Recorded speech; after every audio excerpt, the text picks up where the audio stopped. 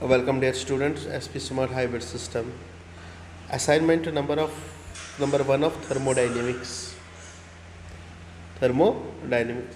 A reaction is non-spontaneous at the freezing point of water. यानी कि lower temperature पे reaction non-spontaneous है, but it's spontaneous at higher at the boiling point of water. Then इसमें condition क्या होगी बेटा, वो हमें यहाँ पे बताना है. देन डेल्टा एच और डेल्टा एस क्या होना चाहिए बेटा यहाँ पे. तो अगर लोअर टेम्परेचर पे नॉन स्पॉन्टेनियस है तो डेल्टा एच यहाँ पे पॉजिटिव होना चाहिए, और जो डेल्टा एस ये भी पॉजिटिव ही होना चाहिए बेटा, क्योंकि you know delta G is equal to delta H minus T del S. तो जब भी डेल्टा जी नेगेटिव होगा तो प्रोसेस स्पॉन्टेनियस होगी. तो option number A is correct है. Next question. A heat engine absorbs Q1 from a source at temperature T1 and heat Q2 from the source at temperature T2. Okay, work done is found to be Q1 plus Q2 joules. This is according to accordance with first law of thermodynamics, second law of thermodynamics, Joule's equivalent law, none of the above बेटा, none of the above. क्योंकि याद रखो बेटा यहाँ पे ये जो equation है ये वायलेट करता है कौन सा, first law of thermodynamics.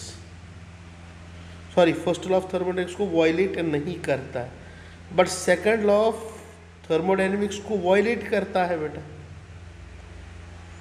Okay, second law of thermodynamics को क्या करता है बेटा, वायलेट करता है बेटा यहाँ पे.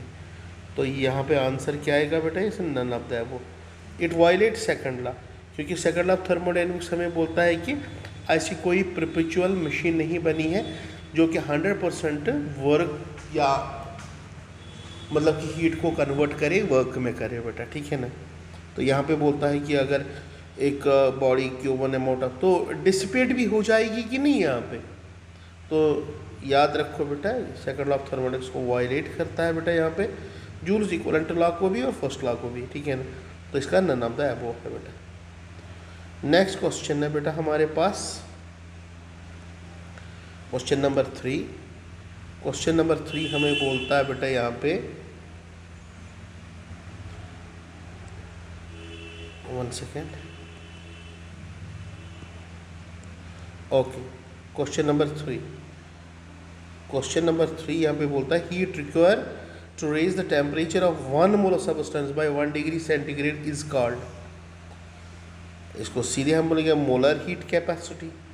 As per definition is concern amount of heat require to raise temperature of 1 mole of substance by 1 degree centigrade is called molar heat capacity. The correct relationship between free energy change in the reaction and the corresponding equilibrium constant Kc is, that is equal to delta G minus RT ln of Kc. तो अगर मैं एक चीज़ करूँगा बेटा minus delta G not best है बेटा, या delta G that is equal to R T ln of K C. देखेंगे कौन सी इक्वेशन है, delta G R T ln of K C या delta G not equal to R T ln K C, that is equation number D answer है बेटा इसका. Now question है, if 298 the bond energies of carbon hydrogen carbon carbon and third one is carbon double bond carbon and hydrogen hydrogen bonds are respectively 414, 347, 615 and 435 kilojoule per mole. The value of enthalpy change for the reaction, that is ethene plus H2 gives CH3 means ethane at 295 will be. 2003 का question था बेटा यहाँ पे. तो how we can calculate this one, तो हमें delta H reaction का निकालना है.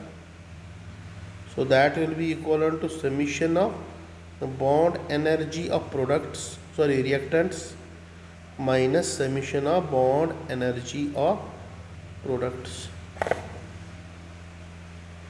That will be equivalent. तो रिएक्टेंट्स में देखेंगे तो कार्बन हाइड्रोजन कितनी बॉन्ड्स है बेटा, इथीन में कार्बन हाइड्रोजन 4 बॉन्ड्स हैं, तो दैट इज 4 इंटू उनका कितना है बेटा 414. ओके, प्लस क्या करेंगे, फिर उसके बाद कार्बन कार्बन एक बॉन्ड है, that is equal, carbon carbon double bond है बेटा, तो 615. ओके, आ गए. और H2 मॉलिक्यूल में कितना है बेटा यहाँ पे 435, इसको भी प्लस कर लो. माइनस करेंगे बेटा यहाँ पे, अब CH बॉन्ड 6 है बेटा, 6 into 414 plus carbon carbon single एक है, दैट इज 347. जब हम इसको कैलकुलेट करेंगे डेल्टा एच रिएक्शन का, that will come out to be, ये बन जाएगा 2760 और यहाँ पे बन जाएगा 2831. कुल मिला के यहाँ पे बनेगा -125 kilo joules. That is your assignment. Thank you very much.